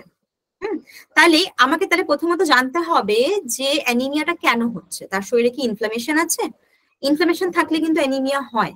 সেখানে দেখা যায় B12ও ঠিক আছে, ফেরাটিনও ঠিক আছে, আয়রনও ঠিক আছে, কিন্তু তার অ্যানিমিয়া হচ্ছে। তাহলে ইনফ্লামেশন আছে কি না সেটা আমি কিভাবে বুঝবো? আমি দেখলাম যে অ্যানিমিয়ার যা যা রিপোর্ট দেখার কথা সেগুলো সবই ঠিক দেখছি, তাহলে সমস্যা তো কোথাওই নেই, তাহলে আমি কি করে বুঝবো? আমাকে কিন্তু জানতে হবে যে inflammation is another reason behind anaemia. আর ইনফ্লামেশন চিনবো কি দিয়ে? কেউ কি আমাকে একটু বলবে যারা এখানে নতুন আছো, যে ইনফ্লামেশন চেনার জন্য কোন রিপোর্টটাকে আমরা দেখবো বা বুঝবো যে হ্যাঁ ইনফ্লামেশন এখানে হয়েছে? ম্যাম ইউরিক অ্যাসিড এর পরিমাণটা না বেড়ে যায়? না, ইউরিক অ্যাসিড, ইনফ্যাক্ট যখন ইউরিক অ্যাসিডের কথাটা উঠছিল আমি একটু বলি, ইউরিক অ্যাসিড কিন্তু ইনফ্লামেশন অনেক সময় কমায়। ইউরিক অ্যাসিড সানজিদা বলবে, অ্যান্টিঅক্সিডেন্ট, হ্যাঁ ন্যাচারাল অ্যান্টিঅক্সিডেন্ট ইউরিক অ্যাসিড। হ্যাঁ সঞ্জিদা বলো। ম্যাম ইএসআর না, ইএসআর, ভেরি গুড। আরেকটা কিছু ইএসআর তো বাড়বে কেন কি আরবিসি তো কম। C reactive protein. C reactive protein, very good, C reactive protein. তাহলে আমাকে ইএসআর সি রিঅ্যাক্টিভ এই কম্বিনেশনটা দেখে বুঝতে হবে যে আচ্ছা এখানে তো ইনফ্লামেশনের সমস্যা, একে আমি আয়রন দিয়ে কিছু করতে পারবো না, আমাকে একে অ্যান্টি ইনফ্লামেটরি ডায়েট দিতে হবে। অ্যান্টি ইনফ্লামেটরি ডায়েট দিলে অটোমেটিক্যালি আমরা দেখবো যে হিমোগ্লোবিন বাড়ছে। ঠিক এটাই কিন্তু একটু আগে ফাতিম এক্সপ্লেন করছিল যে আমরা ব্লাড রিপোর্টস নিয়ে একটা কোর্সও কন্ডাক্ট করব। আর কেন করব আমি সেটা আশা করি সবাইকে বোঝাতে পারছি। কেন কি প্রত্যেক দিন আমার যারা স্টুডেন্টরা আছে বাংলাদেশে, ইন্ডিয়াতে, ইন্ডিয়ার বিভিন্ন জায়গায় যারা আছে, প্রত্যেকদিন কিছু না হলেও তাদের সবার কাছ থেকে মেসেজ পাই যে ম্যাম পেশেন্টটার এই সমস্যা, তার এই রিপোর্টসে আছে, কি বুঝবো? তো এটা একটা ভীষণ চ্যালেঞ্জিং কন্ডিশন। কেন কি ডাক্তার খালি না লিখে দেবে যে হ্যাঁ তার পিসিওএস হয়েছে বা হ্যাঁ তার অ্যানিমিয়া হয়েছে, কিন্তু তার আন্ডারলাইনিং কজটা কিন্তু ডায়েটিশিয়ানকে নিজেই আইডেন্টিফাই করতে হবে। ঠিক, তাহলে আমরা বুঝতে পারছি যে বায়োকেমিস্ট্রিটা কিন্তু জানাটা অনেকটাই প্রয়োজন। না হলে কিন্তু কখনোই আমরা অ্যানালাইজ করতে পারবো না যে পেশেন্টকে আমি ডায়েট দিচ্ছি কেন ঠিক হচ্ছে না, ডায়েট দিচ্ছি কেন থাইরয়েড কমছে না। ঠিক আছে, ডায়াবেটিস তো আমরা জানি যে কন্ট্রোল করা ইজ ডিফিকাল্ট। রিনাল পেশেন্টের জন্য প্রোটিন রেস্ট্রিকশন করব, কখন করব, কোন স্টেজে করব, কতটা করব। তাহলে এইগুলোকে বোঝার জন্য কিন্তু ইটস ভেরি ইম্পর্টেন্ট যে আমরা তার বায়োকেমিক্যাল আন্ডারস্ট্যান্ডিংটা রাখি। ড্রাগ নিউট্রিয়েন্ট ইন্টারাকশন ভীষণ ইম্পর্টেন্ট। কোন ড্রাগ কখন খাচ্ছে, কতটা পরিমাণ খাচ্ছে, এটা কিন্তু দেখাটা প্রয়োজন। যদি সেটা না দেখা হয় এই ড্রাগ নিউট্রিয়েন্ট ইন্টারাকশনের জন্য কিন্তু পেশেন্টের ক্ষতি হতে পারে। তো কেউ হয়তো মাশরুম কনজাম্পশন করলো, তার হয়তো ডিপ্রেশন ছিল, সে হয়তো এমএও ইনহিবিটর জাতীয় কোনো ড্রাগ খেত, তার শরীরে কিন্তু ইনস্ট্যান্ট রিয়াকশন হয়ে যাবে। তার দায়িত্ব কে নেবে, তাই না? তখন ডাক্তার বলবে যে কই আমি তো জানি না, কেন তুমি এই ডায়েটটা নিলে? তখন কিন্তু ডায়েটিশিয়ানের ওপরে পুরো ভারটা চলে আসে। এই জন্যই আন্ডারস্ট্যান্ডিংটা রাখাটা একটা ডায়েটিশিয়ানের উচিত। মেটাবলিক প্রসেসেস গুলোকে বোঝা, যে তার কেন এই কন্ডিশনটা আমি দেখলাম, কি করলে বা কোন এনজাইমটা তার শরীরে নেই, বা তাকে আমি ডায়েটের মাধ্যমে কিভাবে এটা বাড়াবো। আর তার সাথে হচ্ছে প্রত্যেকটা নিউট্রিয়েন্টকে চেনার জন্য, দেখো যেটা আমি সবসময় বলি যে নিউট্রিশন বলতে কিন্তু নিউট্রিয়েন্টস, তাই না? আর এই নিউট্রিয়েন্ট গুলো সবই কিন্তু সেই carbon, hydrogen, sodium, potassium, magnesium দিয়ে তৈরি। তাহলে যদি আমি নিউট্রিয়েন্টস গুলোকেই না চিনি, যদি আমি এটাই না বুঝি যে নিউট্রিয়েন্ট গুলোর মধ্যে আছে কি আর তারা শরীরের ভেতরে গিয়ে কি করছে, তাহলে আমি ডায়েটটা দেবো কিভাবে, তাই তো? তাহলে এই জন্যই বারবার করে বলা হচ্ছে যে এই বায়োকেমিস্ট্রি সাবজেক্টটা কিন্তু অনেকটাই হেল্প করে যারা কাজ করে বা যারা পেশেন্ট ডিলিং করে এরকম ডায়েটিশিয়ানস এর ক্ষেত্রে। আচ্ছা, এবার যেটা আমি একটু সবার সামনে দেখাতে চাই, তুলে ধরতে চাই, সেটা হচ্ছে যে বায়োকেমিস্ট্রিকে ভয় না পেয়ে কিভাবে বায়োকেমিস্ট্রি পড়বো। তাহলে প্রথমত জানতে হবে যে ভয় পাবার মেইন কারণটা হচ্ছে না স্ট্রাকচারস বা এনজাইম, মানে দেখে মনে হয় বাপরে বাপ এটা কি জিনিস, এটাকে কিভাবে মুখস্থ করব, কেউ এটাকে কি করে মনে রাখবে, তাই না? তাহলে প্রথমত যেটা বলবো যে যারা হয়তো প্রফেশনালি যারা শিখছে বা যারা কাজ করছে তাদের কিন্তু বায়োকেমিস্ট্রির সবকিছু মনে রাখার প্রয়োজন পড়ে না। কিছু পার্টিকুলার স্পেশালাইজড জিনিস মনে রাখলেই কিন্তু তাদের কাজ হয়। তো সেই কারণেই আমরা প্রফেশনাল কোর্সেস গুলোর কথা বললাম যেগুলো প্রয়োজন। আর যারা হচ্ছে এখন কলেজে বা ইউনিভার্সিটিতে পড়ছো তাদের তো পুরোটাই পড়তে হবে, তাদের কাছে এখন পুরোটাই ইম্পর্টেন্ট, এটাই তাদের শেখার সময়। তো তখন কিন্তু সিলেক্টিভ পড়া চলবে না। তো তখন প্রত্যেকটা পাথওয়ে, প্রত্যেকটা পোর্শন কি তোমাদের জানার কথা। তো তো আমরা কিভাবে এই জিনিসগুলোকে মেমোরাইজ না করে বুঝবো বা মনে রাখবো সেটা আমি একটু তোমাদের দেখাতে চাই। দেখো এখানে একটা খুবই পরিচিত প্রসেস গ্লাইকোলাইসিস, সবাই এটা সাথে ভীষণভাবে পরিচিত, সবাই জানি কোথায় হয়, কেন হয়, কিভাবে হয়, তাই তো? একটু যদি আমাকে কেউ বলো যে গ্লাইকোলাইসিসের মেন লাভটা কি, কেন আমাদের শরীর গ্লাইকোলাইসিস করবে, কেউ যদি একটু বলে। গ্লুকোজটা ভেঙে শক্তিতে পরিণত হবে। ওকে, তাহলে এনার্জি দেবে, তাই তো? এনার্জি বলতে কি দেবে? এনার্জিটা কিভাবে দেবে আমাদের? In the form of ATP উৎপাদন করে। ATP formation. এটিপি ফর্মেশন, তাই তো? আচ্ছা, এটিপি মানে হচ্ছে অ্যাডিনোসাইন ট্রাই, তারপর একটা কি? Adenosine try phosphate. আচ্ছা, এবার এই চার্টটা আমরা দেখতে পাচ্ছি, সবাই এখানে যারা আছো তার মধ্যে হতে পারে যে অনেকের এই চার্টটা হয়তো মুখস্থ, অনেকে জানো বা অনেকে জানো না। আমরা জাস্ট এখানে কয়েকটা ছোট জিনিস দেখবো, যে একটু আগে আমরা কি পড়লাম বা কি শুনলাম যে গ্লাইকোলাইসিস মানে হচ্ছে এটিপি প্রোডাকশন করা, মানে ইটস অল অ্যাবাউট এটিপি, তাই তো? আচ্ছা, আমরা এখানে কিন্তু দেখতেই পাচ্ছি এটিপি বেশ অনেকগুলো জায়গায় আছে, তাই না? বেশ অনেকগুলো জায়গায় এটিপি আছে। মোট এখানে 4টে জায়গায় আমি এটিপি দেখতে পাচ্ছি এই মুহূর্তে। যেই স্টেপ গুলোতে এটিপি দেখাচ্ছে তাদের এনজাইমের মধ্যে কি কোনো মিল আছে একটু দেখো তো। এইদিকে যেগুলো লেখা সেগুলো হচ্ছে এনজাইম। যেই যেই স্টেপে এটিপি দেখতে পাচ্ছি তৈরি হয়েছে, সেই সেই স্টেপে এনজাইমস গুলোর মধ্যে কি কোনো মিল আছে? জি আছে, যে kinase. Kinase, thank you so much. তাহলে দেখো প্রত্যেকটা স্টেপেই যেখানে এটিপি পাচ্ছি বা এটিপি ভাঙছে বা এটিপি তৈরি হচ্ছে, যেখানে এটিপি ইনভলভড, সেখানে প্রত্যেকটা স্টেপের এনজাইমের শেষে কিন্তু আমি দেখতে পাচ্ছি সেখানে কে আছে? সেখানে কাইনেজ আছে। তার মানে এখান থেকে একটা জিনিস ক্লিয়ার, যে যে কোনো বায়োকেমিক্যাল পাথওয়ে হোক, সেটা গ্লাইকোলাইসিস হোক, লিপোলাইসিস হোক, লিপোজেনেসিস হোক, গ্লুকোনিওজেনেসিস হোক, যে কোনো বায়োলজিক্যাল পাথওয়ে হোক, যদি আমি এনজাইমের শেষে জানি যে এখানে কাইনেজ আছে, তার মানে সেই এনজাইমটার কাজ কি হবে? কাকে সরানো বা কাকে নিয়ে আসা হবে? এটিপি। এটিপি বা ফসফেটকে। তার মানে এরপর থেকেই যখনই কোনো পাথওয়ে পড়বে, এইভাবে এনজাইমস গুলোকে চিনবে, এনজাইমের সাথে কোন জিনিসটার ইন্টারাকশন হচ্ছে, এই লিঙ্কটা বোঝাই হচ্ছে বায়োকেমিস্ট্রি। ক্লিয়ার? এটা হচ্ছে আমি জাস্ট একটা এক্সাম্পল দিলাম যে কিভাবে আমরা একটা পার্টিকুলার পাথওয়েকে বুঝবো। এখানে আমি আরেকটা এক্সাম্পল দেখাতে চাই যেখানে আমরা স্টেপস গুলোকে বুঝবো। যেরকম আমরা কি জানি, গ্লুকোজ এর পরে কে আসে? Glucose 6 phosphate. গ্লুকোজ 6 ফসফেটের পরে কে আসে? ফ্রুক্টোজ 6 ফসফেট, ফ্রুক্টোজ 1,6 বিস ফসফেট, তাই তো? অনেক সময় কি করে থাকি আমরা, জাস্ট হর করে এটা মুখস্থ করে নিই, glucose 6 phosphate, fructose 6 phosphate, fructose 1,6 বিস ফসফেট, এভাবে মুখস্থ করি, তাই তো? আচ্ছা, এবার আমি এই গ্লাইকোলাইসিসের গল্পটা একটু বলতে চাই, যে কেনই বা গ্লুকোজ থেকে গ্লুকোজ ফসফেট হলো।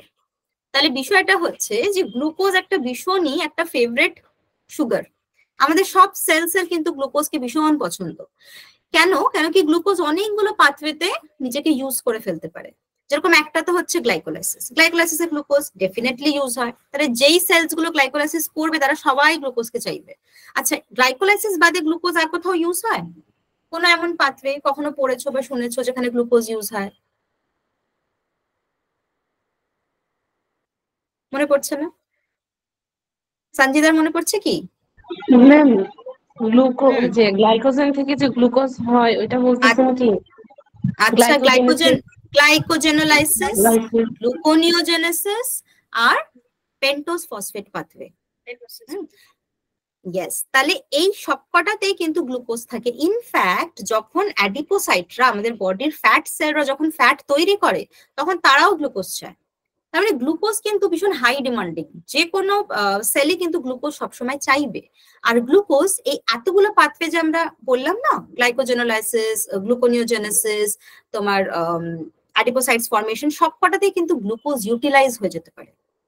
তাহলে যখনই প্রথম এই গ্লুকোজ মলিকিউলটাকে একটা সেল পেলো, সেই সেলটা চাইছে যে আমি একে গ্লাইকোলাইসিস করাবো, তখন সে কি চাইবে? গ্লুকোজটাকে লক করে ফেলতে চাইবে, তাই না? এবার যদি তোমাদের মনে থাকে, তোমরা সবাই হয়তো গ্লুকোজের স্ট্রাকচারটা দেখেছো, দেখতে কেমন দড়ির মতন, তাই তো? ঠিক এরকম দেখতে, এরকম লম্বা একটা স্ট্রাকচার, দুদিকে OH, এরকম দড়ির মতন দেখতে। আচ্ছা আমাকে একটা কথা বলো, যে ধরে নাও একটা এরকম দড়ি আছে, আমরা চাইছি যে এই দড়িটাকে আমি আটকে দিই, যাতে এখানে বাইরের থেকে কোনো কিছু এসে জুড়তে না পারে। তাহলে আমরা কি করব? দড়ির ঠিক কোন জায়গাগুলোকে ধরে নেব যাতে এখানে বাইরে থেকে কোনো জিনিস এসে জুড়তে না পারে? উপরে আর নিচে। ওপরে আর নিচে, থ্যাংক ইউ। তার মানে হেড আর টেলটাকে আমরা ধরবো, তাই তো? তাহলে যদি আমি হেড আর টেলটাকে লক করে দিতে পারি, তার মানে আমি গ্লুকোজটাকে আটকে দিলাম। অন্য কেউ অন্য কোনো প্রসেসে গ্লুকোজটাকে নিয়ে যেতে পারবে না। এবার গ্লুকোজকে জোর করে গ্লাইকোলাইসিস করতেই হবে, ঠিক? তাহলে আটকানোর কাজটা করেই কিন্তু ফসফেট। যখনই ফসফেটকে আমি জুড়ে দিচ্ছি, তখন ফসফেট কি করছে? গ্লুকোজকে আটকে দিচ্ছে। এবার একটু আগে যেটা ফারজানা বললো, কোথায়? ওপরে আর নিচে। তাহলে ওপরে মানে হচ্ছে কত নম্বর কার্বন? 1 নম্বর কার্বন। আর নিচে মানে ক নম্বর কার্বন? 1 2 3 4 5। আর লাস্ট কার্বন ইজ, হ্যাঁ বলো উমা। উমা বলো। Sixth carbon, thank you. তাহলে নিচের কার্বন বলতে হচ্ছে সিক্সথ কার্বন। তাহলে দেখো আটকানোর জন্য প্রথমে কি করা হচ্ছে? সিক্সথ কার্বনটাকে ফসফেট দেওয়া হলো। তাহলে ফসফেট আসলো সিক্সথ কার্বনে, কেন? যাতে ওকে লক করা যায়। আচ্ছা ফসফেট এসছে, তার মানে এনজাইমের নামে কি থাকবে? ফসফেট আসলে কি থাকে এনজাইমের নামে? কাইনেজ। কি বললাম এখনই? কাইনেজ। আর যেহেতু ফসফেট আসছে, ফসফেট নিয়ে আসার দায়িত্ব কার? এটিপির, তাই না?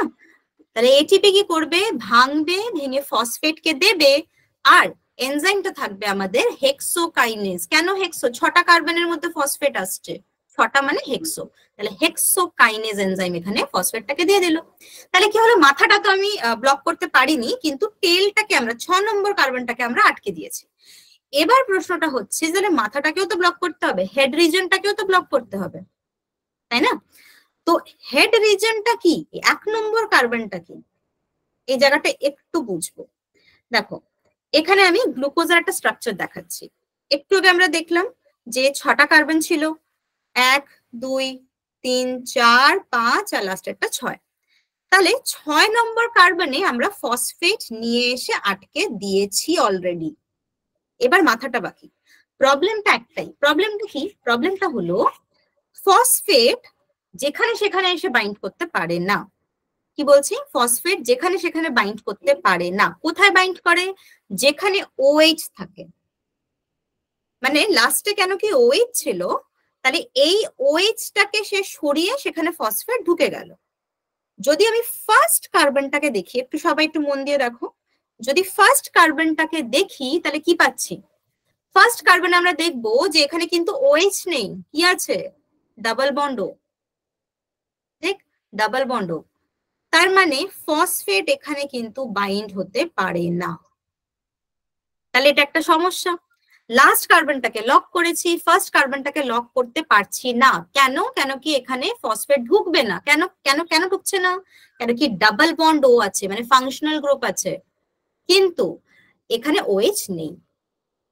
তাহলে আমাদের তো কাজটা হলো না। তখন কি করবে আমাদের সেল? এই গ্লুকোজ 6 ফসফেট যেটা আপাতত আছে এটাকে চেঞ্জ করে দেবে। গ্লুকোজের আইসোমার আমরা জানি। আইসোমার মানে কি? দেখতে একই রকম, হট হট করে চেঞ্জ হয়ে যেতে পারে একটার থেকে আরেকটা, একই রকম দেখতে, একটু দেখতে হয়তো আলাদা, তাদেরকে আমরা কি বলি? আইসোমার। গ্লুকোজের একটা আইসোমার কি আমাদের জানা আছে? গ্লুকোজের ফর্মুলা কি? C6 তারপরে C6H12O6। এই ফর্মুলাটা কি আর কারোর হয়? একই formula, C6 fructose. Very good, fructose. তার মানে গ্লুকোজের আইসোমার কে হতে পারে? ফ্রুক্টোজ হতে পারে। ক্লিয়ার? একটা জিনিস তাহলে আবার আমরা ক্লিয়ার হয়ে গেলাম। কি ক্লিয়ার হলাম? যে গ্লুকোজ 6 ফসফেট তৈরি হলো, ফার্স্ট পজিশনে OH নেই, তাই ফসফেট এলো না। তখন সেলকে কি করতে হবে? তখন সেলকে ফার্স্ট পজিশনটাকে খালি করতে হবে। খালি করবে কিভাবে? আইসোমারাইজেশন করে, নিজেকে ঝট করে চেঞ্জ করে ফেলবে। কিসে চেঞ্জ করবে? তার নিজের আরেকটা স্ট্রাকচারে, যেটাকে আমরা কি বলি? ফ্রুক্টোজ। এবার ফ্রুক্টোজে দেখো, ফ্রুক্টোজে কি 1 নম্বর কার্বন খালি আছে? OH আছে 1 নম্বর কার্বনে, দেখতে পাচ্ছি? জি ম্যাম। ইয়েস। আর 2 নম্বর কার্বনে চলে আসলো আমাদের এই OH-টা, যেটা আমাদের এখানে ছিল, এটা এখন চলে এসছে আমাদের 2 নম্বর কার্বনে। তাহলে প্রবলেম সলভ। তাহলে এখন আমাদের 1 নম্বর কার্বনের কাছে OH আছে, আর যেহেতু এখানে OH আছে, এখানে কি আসতে পারে? কি আসতে পারে এবার বলো? ফসফেট আসতে পারে। Very good. তাহলে এবার দেখো, গ্লুকোজ ছিল, গ্লুকোজের লাস্ট কার্বন লক করা হলো 6 পজিশন, তারপরে রিঅ্যাকশন এগাচ্ছে না, তখন কিসে কনভার্ট হয়ে গেল জিনিসটা? Fructose 6 phosphate. যেই ফ্রুক্টোজে কনভার্ট হলো, প্রথম কার্বনটা OH পেয়ে গেল, প্রথম কার্বনটা ফ্রি হয়ে গেল, তখন প্রথম কার্বনটাতেও কে চলে আসবে? ফসফেট চলে আসবে। তাহলে আমরা এটাকে কি বলবো তখন? Fructose 1,6 bisphosphate. তার মানে এবার আমাদের এই মলিকিউলটা লক হয়ে গেল, আর এবার গ্লাইকোলাইসিস কন্টিনিউ করতে পারবে। সবাই কি বুঝতে পারলাম? Yes ma'am. তাহলে এইভাবে হচ্ছে কিন্তু আমাদের সাবজেক্টটাকে পড়তে হয়, বুঝে পড়তে হয়। তাহলে নেক্সট টাইম কখনোই তোমাদের হড়হড় করে মুখস্থ করতে হবে না glucose, glucose 6 phosphate, fructose 6 phosphate, তাই তো? তাহলে যদি এইভাবে আমরা পড়ি, আমরা দেখবো যে সাবজেক্টটা ভীষণ ইন্টারেস্টিং আর কতটা রিয়েল লাইফে এটা আমাদেরকে হেল্প করে। এখানে আরেকটাও আমি এক্সাম্পল রেখেছি, যেটা হচ্ছে গ্লুকোনিওজেনেসিস। দেখতে পাচ্ছি অনেক কিছু লেখা, একটু ভয় ভয় লাগছে, তাই তো? কিন্তু ভয় পেতে হবে না। আমরা একটা ছোট্ট জিনিস এখান থেকে বুঝবো যে গ্লাইকোলাইসিস মানে কি ছিল? গ্লুকোজটাকে কি করছি আমরা? ভেঙে ফেলছি। কিসে ভাঙছি?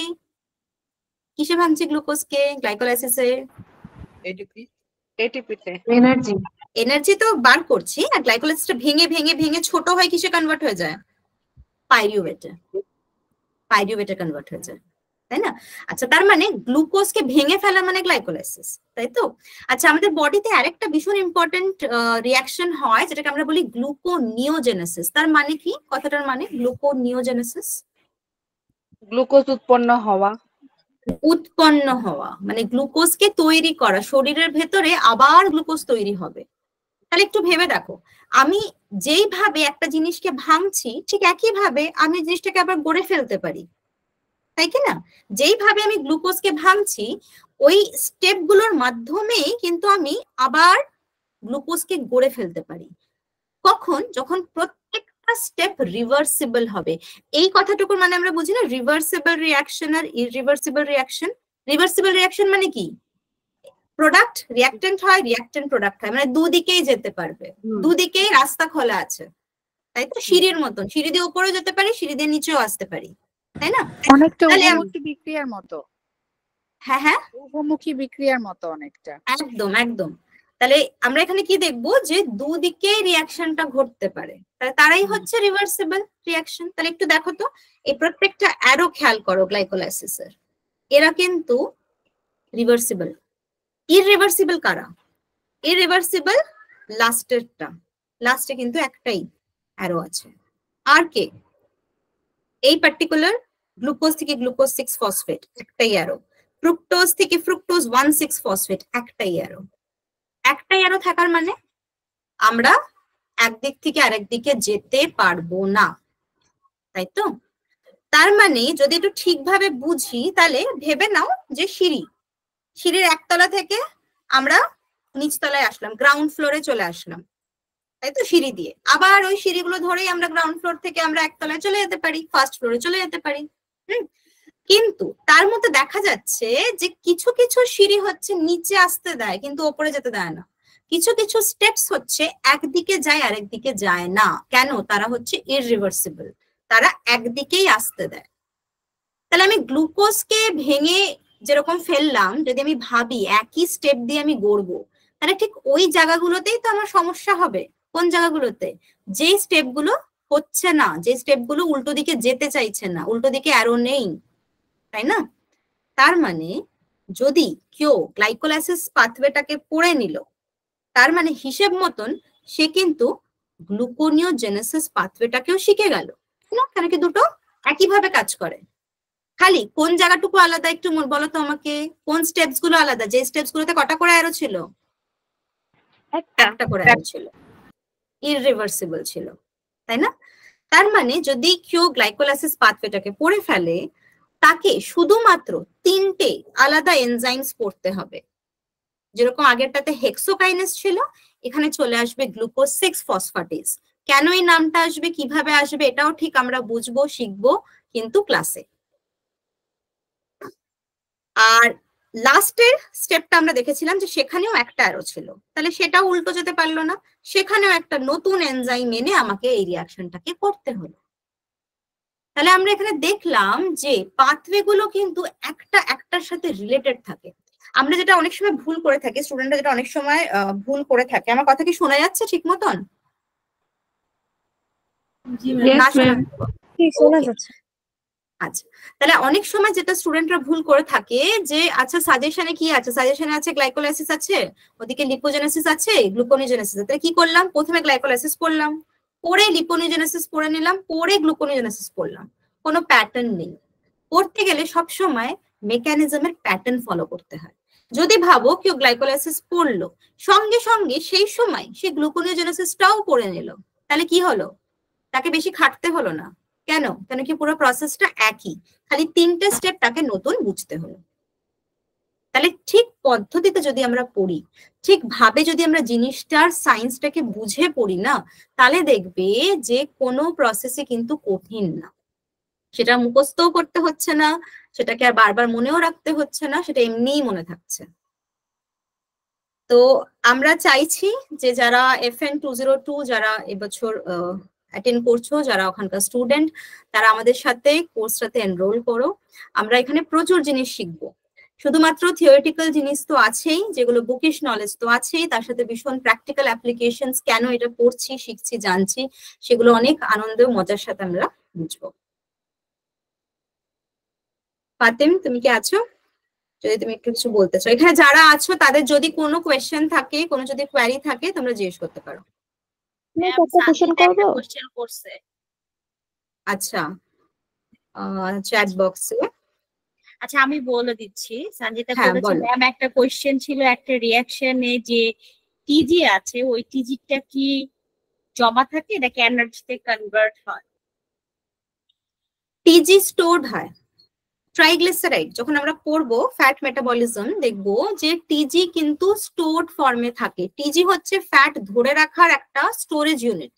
মানে যদি আমি চাই যে আমাদের শরীর ফ্যাটটাকে আটকে রাখবে, ব্লক করবে, তাহলে ফ্যাট এমনি এমনি ব্লক হবে না, তাকে টিজিতে কনভার্ট হতে হবে। তো স্টোরেজ ইউনিট হিসেবে টিজি সবসময় ইউজ হবে।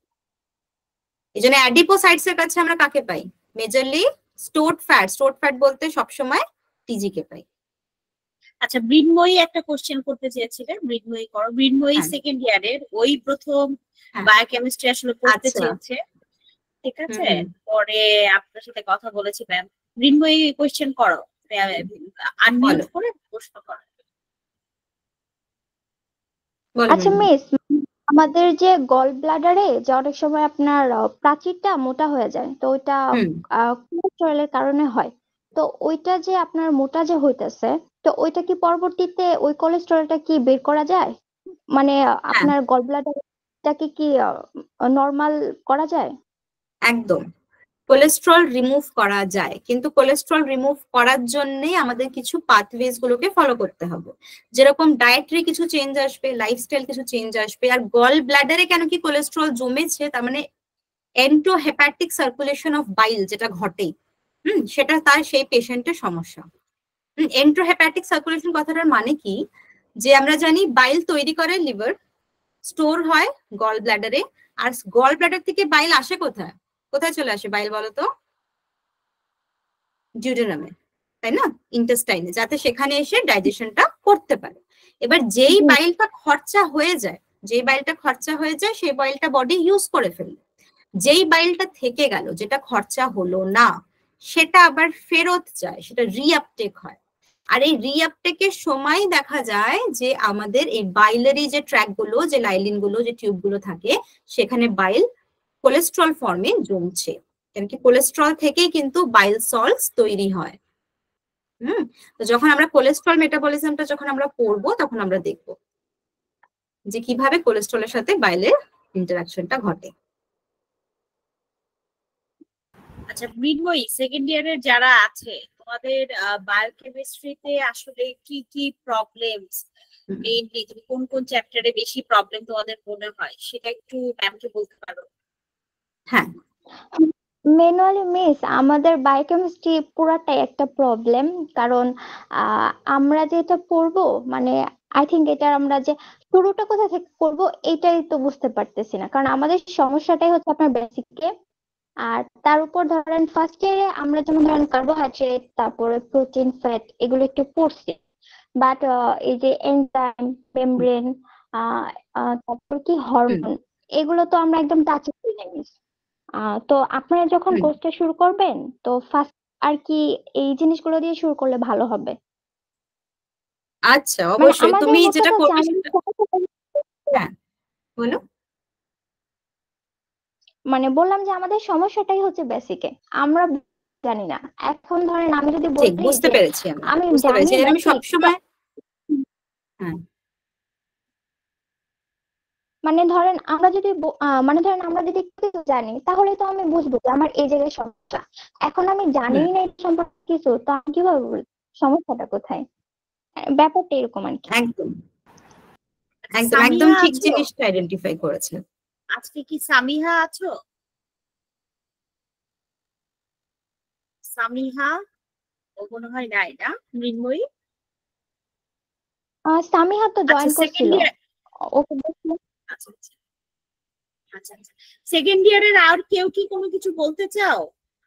কারোর কোনো কিছু জানার আছে?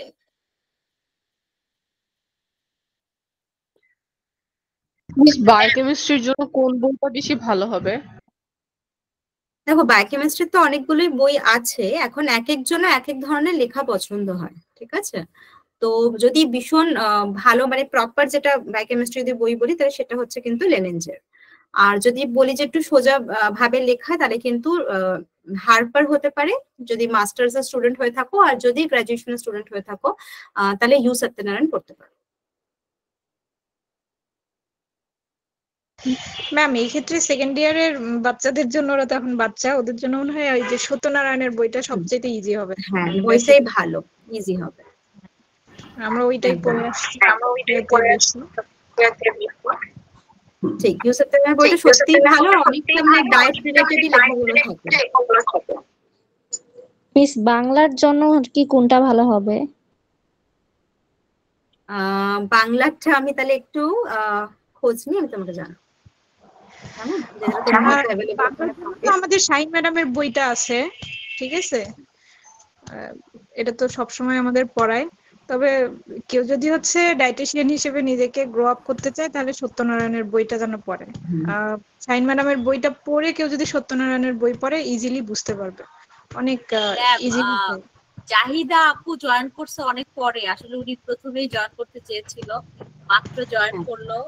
আপনার ক্লাস আসলে উনি খুব মিস করতো, সেই জন্য আমাকে এই মাত্র বললো জয়েন। আমিও ভীষণ মিস করি তাহলে সবাইকে। আমি তো প্রতিদিনই মিস করি আপনাকে। Thank you for joining. Ma'am আপনি ক্লাস কিভাবে নেবেন? বলি এখানে সবাই স্টুডেন্ট, আমি প্রফেশনে আছি, তারপরও আমার মনে হয়েছে যে আসলে আমরা যারা ক্লিনিক্যাল সেক্টরে কাজ করতে চাই তাদের বায়োকেমিস্ট্রিটাতে অনেক বেশি নলেজ রাখা প্রয়োজন। আমার মনে হয় যে অনেক ল্যাকিংস রয়েছে আমাদের, এবং আপনার ক্লাস ডেফিনেটলি এত এক্সিলেন্ট ক্লাস হয়। আমি আপনার এর আগে একটা কোর্সে ছিলাম, দ্যাটস ওয়াই জানি। মানে আমার এত ভালো লাগে, এই জন্য আমি মিন্নিকে বলে রাখছি যে বায়োকেমিস্ট্রি ক্লাস হলে মাস্ট বি তুমি আমাকে নক দিবা, যে যেন আমি করতে পারি, কারণ আপনার ক্লাসটা এত এত ভালো হয়। মানে এটা আসলে আমার ভালো লাগে। থ্যাংক ইউ সো মাচ, যে এতটা ভালোবাসা পাচ্ছি। আমি আমার অভিজ্ঞতা থেকে বলি, ম্যাডামের ক্লাস আমি কোনোটাই মিস দিই না। আমি কিন্তু প্রায় 3 বছর থেকে ম্যাডামের সঙ্গে লেগে আছি, মানে ম্যাডামের ক্লাস করি, ঠিক আছে? সেখান থেকে কিছু না কিছু নিউ মানে নলেজ আমার হচ্ছে গেইন হয়, যদিও বেসিক হোক বা হচ্ছে প্র্যাকটিক্যাল হচ্ছে নলেজ হোক। প্রতিটা নিয়ত প্রত্যেকটা ক্লাসেই তুমি থাকো। হ্যাঁ, মিস করতে মন চায় না আপনাকে ম্যাম। আচ্ছা ম্যাম, সেকেন্ড ইয়ারের বায়োকেমিস্ট্রি আপনি আসলে কিভাবে পড়াবেন সেটা যদি একটু 2 লাইনে বলে দিতেন তাহলে ওদের জন্য রেজিস্ট্রেশন করাটা মানে ডিসিশন নেওয়াটা সুবিধা হতো। হ্যাঁ, যেটা প্রথমতই বলি, কেন কি এটা বেসিক্যালি আমরা জানি যে তোমরা সবাই পড়বে হচ্ছে পরীক্ষা দেওয়ার জন্য। তো এর আগেও আমরা কোর্সেস কন্ডাক্ট করেছি 501, 504 এর। তো সেখানে আমরা একই জিনিস করেছিলাম যে যখনই কোনো চ্যাপ্টার বা কোনো মডিউল যখন পড়ানো হচ্ছে, তো ফার্স্ট তো যেটা টপিক সেটা তো আমরা পড়বো, শিখবো, সেটার সাথে যেগুলো প্রিভিয়াস ইয়ার কোয়েশ্চেন আছে সেটা ডিসকাস করা, কোয়েশ্চেন আনসার কিভাবে লিখতে হয়। কেন কি অনেক সময় কি হয়, আমরা অনেক কিছু পড়ে যাই কিন্তু খাতায় হয়তো লিখে আসতে পারি না, তাহলে সেটা কিভাবে করা যেতে পারে সেটা আমরা ডিসকাস করি। আমরা কারোর কিভাবে কোনো হয়তো পার্টিকুলার আনসার লিখতে হয়তো অসুবিধা হচ্ছে, তখন সেটা আমরা অনেক সময় লিখেও তাকে প্রোভাইড করি। আর এটা ছাড়া নোটস তো দেওয়াই হয়, ডিসকাশন করাই হয়, আর পার্সোনাল অ্যাটেনশন প্রত্যেকটা স্টুডেন্ট আলাদাভাবে দেওয়া হয়। তো যারা কারেন্টলি যারা কোর্স কন্ডাক্ট করছো তারা অবশ্যই নিজেদের বন্ধুদেরকে বলো যাতে তারা জয়েন করে। স্টেপ গুলো বলে দিয়েছেন ম্যাম। প্রথমে হচ্ছে ক্লাসে পুরো ক্লাস যেভাবে টপিক আছে টপিক অনুযায়ী বলবেন, প্রিভিয়াস ইয়ারের কোয়েশ্চেন সেটা নিয়ে আলোচনা করবেন, এবং যদি তোমাদের কোনো ডাউট থাকে, কোয়েশ্চেন থাকে, সেটা নিয়ে আলোচনা করবেন। এছাড়াও এক্সট্রা কোনো কিছু যদি জানার দরকার হয় সেগুলো নিয়েও ম্যাম কিন্তু ডিটেল আলোচনা করেন। অলরেডি মাস্টার্স এর দুটো সাবজেক্টের ক্লাস শেষ হয়ে গিয়েছে, তারপরও ম্যাম ডাউট ক্লিয়ারিং এর জন্য ক্লাস রেখেছে দুটো সাবজেক্টের জন্য। সো আশা করছি তোমরা ভালোভাবে সবকিছু শিখতে পারবে। যারা এই পুরো সময়টা জুড়ে সেকেন্ড ইয়ারে রয়েছে তারা সবাই তোমাদের ফ্রেন্ডদের সাথে এই ব্যাপারটা শেয়ার করবে, যদি কেউ ইন্টারেস্টেড হয় যেন আগামী 7 থেকে 10 দিনের মধ্যে রেজিস্ট্রেশন করে ফেলে। আর ডিটেল জানার জন্য আমার সাথে বা আমাদের টিমের সাথে একটু জাস্ট যোগাযোগ করবে, ঠিক আছে? থ্যাংক ইউ ম্যাম, অনেক ধন্যবাদ। আর এখানে প্রফেশনাল অনেকেই আছে, তাদের সবাইকে আমি থ্যাঙ্কস জানাচ্ছি। ম্যাম আপনাকে সময় দেওয়ার জন্য অনেক ধন্যবাদ। আর বায়োকেমিস্ট্রি সত্যি কথা আমিও সত্যনারায়ণ করেছি, আর ওই যে ওইভাবে আপনি যেভাবে বললেন ওভাবেই মুখস্থই করেছি ম্যাম। ওই বাই ওই গ্লুকোজ 1,6 ফসফেট, হ্যাঁ ওভাবেই মুখস্থ করেছি, কারণ আপনি ছিলেন না সেই সময়, ঠিক আছে? এখন ওরা আসলে লাকি যে ওরা এই সুযোগটা পাচ্ছে। আর এখন প্রফেশনাল লাইফে গিয়ে যে আপনাকে ডিস্টার্ব করি যে এই রিপোর্টটা কি বুঝতে পারছি না, হ্যাঁ, তো ওরা লাকি আসলে।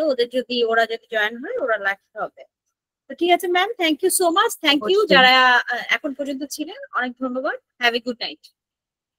Thank you so much. Good night.